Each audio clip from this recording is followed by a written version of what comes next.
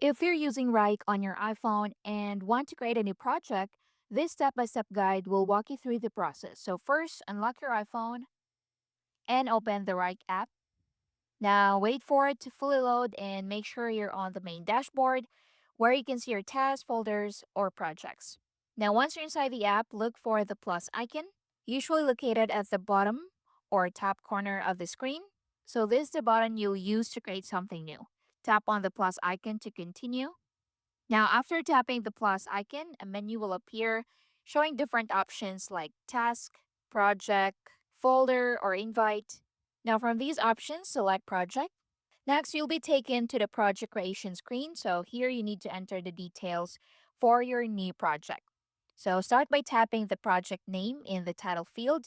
So, make sure to choose a clear and descriptive name so it's easy to identify later.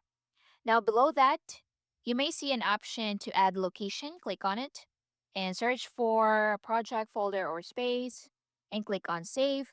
Next, if available, you can assign the project to specific team members. So tap on it, tap on the assignee section, and select the people you want to include. So to do that, click on the plus icon at the top and type their name or email and click on save. Click on OK. And next, set a date. So tap on set date. So set start and due dates for your project. So choose the appropriate dates based on your timeline and click on save.